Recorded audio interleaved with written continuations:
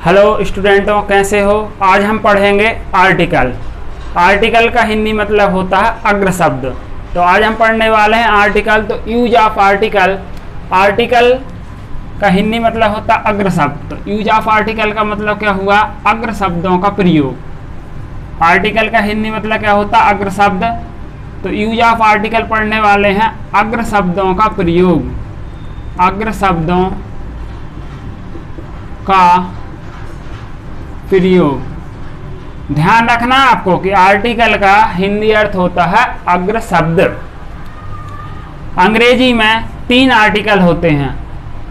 अंग्रेजी में 3 आर्टिकल होते हैं, ए, एन, द। अंग्रेजी में 3 आर्टिकल होते हैं, ए, एन, द। लेकिन आर्टिकल के प्रकार 2 होते हैं। Indefinite article. इंडेफिनाइट आर्टिकल मतलब होता है अनिश्चयवाचक अग्र शब्द। अनिश्चय वाचक अग्र शब्द। इंडेफिनाइट आर्टिकल का हिंदी अर्थ क्या होता है, अनिश्चयवाचक अग्र शब्द। इंडेफिनाइट आर्टिकल अनिश्चयवाचक जो अग्र शब्द होता है वो किसी अनिश्चित व्यक्ति या वस्तु का बोध कराता है। कहने का मतलब ये है कि जो इंडेफिनाइट आर्टिकल होता है, जो अनिश्चयवाचक अग्र शब्द होता है, वो किसी अनिश्चित व्यक्ति या वस्तु का बोध कराता है। किसी निश्चित व्यक्ति या वस्तु का बोध नहीं कराता है, उसे हम इंडेफिनाइट आर्टिकल कहते हैं। सेकंड प्रकार है इसका डेफिनेट आर्टिकल। डेफिनेट आर्टिकल जो होता है वो होता है निश्चयवाचक अग्र शब्द।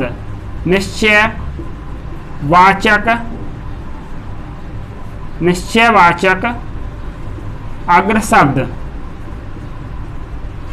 जो डेफिनेट आर्टिकल होता है, डेफिनेट आर्टिकल जो होता है, जो निश्चयवाचक अग्र शब्द होता है, वो किसी निश्चित व्यक्ति या वस्तु का बोध कराता है। तो ध्यान आपको रखना है, यूज ऑफ आर्टिकल। आर्टिकल का हिंदी अर्थ होता है अग्र शब्द। हम पढ़ रहे हैं यूज ऑफ आर्टिकल, अग्र शब्दों का प्रयोग। अंग्रेजी में 3 आर्टिकल होते हैं, ए, एन, द। लेकिन आर्टिकल के प्रकार 2 होते हैं। इंडेफिनाइट आर्टिकल अनिश्चयवाचक अग्र शब्द जो किसी अनिश्चित व्यक्ति या वस्तु का बोध कराएगा। कहने का मतलब है कि इंडेफिनाइट आर्टिकल जो है वो किसी निश्चित व्यक्ति या वस्तु का बोध नहीं कराता है। इंडेफिनाइट आर्टिकल की संख्या 2 होती है, ए और एन। ए और एन। डेफिनाइट आर्टिकल निश्चयवाचक अग्र शब्द जो किसी निश्चित व्यक्ति या वस्तु का बोध कराता है, उसे डेफिनाइट आर्टिकल कहते हैं। इसकी संख्या केवल 1 होती है, द। तो ध्यान रखना, इंडेफिनाइट आर्टिकल की संख्या 2 होती है, ए और एन। और डेफिनेट आर्टिकल की संख्या क्या होती है, केवल 1 होती है, द। इंडेफिनाइट आर्टिकल की संख्या 2 होती है, मतलब अनिश्चयवाचक अग्र शब्द होते हैं वो 2 होते हैं, ए और एन। और डेफिनेट आर्टिकल कितना होता है, केवल उसकी संख्या 1 होती है। क्यों? क्योंकि वो किसी निश्चित व्यक्ति या वस्तु का बोध कराता है, वो केवल 1 है, द। अब हम पढ़ेंगे use of A. Use of A. Article में हम पढ़ने वाले हैं यूज ऑफ ए। ए का प्रयोग कैसे कहते हैं, यूज ऑफ ए। ए का प्रयोग। तो इसका रूल्स नंबर फर्स्ट है, रूल्स, इसके रूल्स पढ़ेंगे हम। रूल्स नंबर फर्स्ट है, ए का प्रयोग। ए का प्रयोग उन संज्ञा शब्दों से पहले किया जाता है जो किसी व्यंजन। ए का प्रयोग उन संज्ञा शब्दों से पहले किया जाता है जो किसी व्यंजन, कॉन्सोनेंट, जो किसी व्यंजन, कॉन्सोनेंट। कॉन्सोनेंट मतलब होता है व्यंजन। जो किसी व्यंजन कॉन्सोनेंट से प्रारंभ होते हैं तथा एक वचन संज्ञा को प्रदर्शित करते हैं।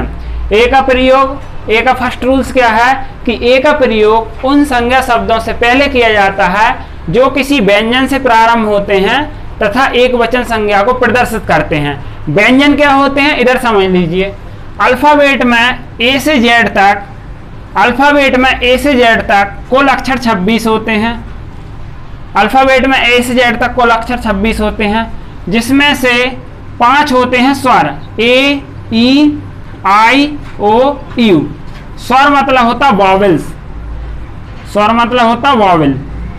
तो 5 हो गए स्वर। अब ए से जेड तक कुल 26 अक्षर होते हैं, जिसमें से 5 हो गए स्वर। अब बाकी के जो 21 बचे वो बचे व्यंजन। तो ध्यान रखना, ए ई आई ओ यू जो कि यहाँ स्वर, इंग्लिश में से वॉवेल्स बोलते हैं, तो 5 स्वर होते हैं और बाकी के जो 21 होते हैं वो व्यंजन होते हैं। तो ध्यान रखना है, यूजाफे इसका नियम नंबर पे फर्स्ट है कि ए का प्रयोग उन संज्ञा शब्दों से पहले किया जाता है जो व्यंजन से प्रारंभ होते हैं तथा एक वचन संज्ञा को प्रदर्शित करते हैं। एग्जाम्पल से समझिए कैसे। जैसे एग्जाम्पल है ऐसे बुक, बी डबल ओ के बुक, बुक एक वचन है और बी क्या है, व्यंजन है, व्यंजन से स्टार्ट हुआ और एक वचन है, तो बुक के सामने ए का प्रयोग होगा। बुक के सामने किसका प्रयोग हुआ, ए का। जैसे pen, P E N, pen, pen में पी व्यंजन है और पेन एक वचन में है, तो इसके सामने भी ए का प्रयोग होगा। जैसे चाइल्ड, चाइल्ड, चाइल्ड एक वचन है और सी क्या है, व्यंजन है, तो इसके सामने किसका प्रयोग होगा, ए का। तो ध्यान रखना, ए का प्रयोग उन संज्ञा शब्दों से पहले किया जाता है जो कॉन्सोनेंट व्यंजन से प्रारंभ होते हैं तथा एक वचन संज्ञा को प्रदर्शित करते हैं। जैसे बुक, बुक एक वचन है और बी से प्रारंभ हुआ है तो बी व्यंजन है, तो इसके सामने ए का प्रयोग होगा। पेन एक वचन है, पी से प्रारंभ हुआ है, पी व्यंजन है, तो ए का प्रयोग होगा। चाइल्ड एक वचन है, सी से प्रारंभ हुआ है तो ए का प्रयोग होगा। इसी प्रकार से जैसे बैग, बैग एक वचन है, व्यंजन से प्रारंभ हुआ है। जैसे जेब्रा, जेब्रा जेड व्यंजन है और एक वचन है, तो इसके सामने भी ए का प्रयोग होगा। तो ध्यान रखना कि व्यंजन से प्रारंभ हो और एक वचन संज्ञा को प्रदर्शित करे तो उसमें ए का प्रयोग करना है। अब सेकंड नियम है वो अपवाद है। अब अपवाद क्या होता है, जो साधारण नियमों का पालन ना करे उसे अपवाद कहते हैं। जो साधारण नियमों का पालन ना करे उसे अपवाद कहते हैं। जैसे यहाँ हमने फर्स्ट नियम में जो पहला नियम था उसमें क्या बोला था कि ए का प्रयोग उन शब्दों से पहले किया जाएगा जो व्यंजन से प्रारंभ होंगे, किंतु अपवाद, अपवाद तो हर चीज में होते हैं। तो अपवाद में क्या है कि ए का प्रयोग उन संज्ञा शब्दों से पहले किया जाता है जो किसी स्वर से प्रारंभ होते हैं किंतु आवाज व्यंजन की देते हैं, किंतु आवाज व्यंजन की देते हैं। स्वर कौन कौन से होते हैं, ए ई आई ओ यू, ये 5 स्वर होते हैं। ए का अपवाद में क्या है, ए का प्रयोग उन संज्ञा शब्दों से पहले किया जाता है जो स्वर से प्रारंभ होते हैं किंतु आवाज व्यंजन की देते हैं। जैसे हिंदी वाला जो यू है वो क्या है, व्यंजन है, तो स्वर से प्रारंभ होगा किंतु आवाज व्यंजन की देगा, तो उसमें हम ए का प्रयोग करेंगे जिसका क्या हो जाएगा, अपवाद हो जाएगा। तो इसका एग्जाम्पल देखते हैं। जैसे यूनिवर्सिटी, यूनिवर्सिटी, अब यूनिवर्सिटी तो स्वर है क्योंकि यू क्या है, स्वर है, स्वर से प्रारंभ हुआ है किंतु आवाज तो व्यंजन की दे रहा है, क्योंकि मैं यूनिवर्सिटी को हिंदी में लिखूंगा तो वो हिंदी वाले यू से स्टार्ट होगा, यूनिवर्सिटी, तो उसमें क्या हो जाएगा, हिंदी वाला यू क्या हो जाएगा, व्यंजन, तो स्वर से प्रारंभ हुआ किंतु आवाज व्यंजन की दे रहा है तो उसमें तो ये लगेगा। इसी तरीके से यूनियन, यूनियन, यूनियन यू से प्रारंभ हुआ, यू जबकि स्वर है लेकिन तो आवाज व्यंजन की दे रहा तो इसमें भी ए का प्रयोग होगा। क्यों, क्योंकि यूनियन को मैं हिंदी में लिखूंगा यूनियन और इसका आवाज आएगी तो वो तो व्यंजन की आएगी यूनियन, क्योंकि हिंदी वाले यूज की आवाज देगा तो वो व्यंजन होगा। इसी प्रकार से जैसे यूरोपियन, यूरोपियन, यूरोपियन, यूरोपियन को हिंदी में लिखेंगे तो यूरोपियन, आवाज तो इसकी व्यंजन की आएगी हिंदी वाले यू की, तो इसमें भी किसका प्रयोग होगा, ए का प्रयोग होगा। इस तरीके से ध्यान रखना, ये अपवाद भी है।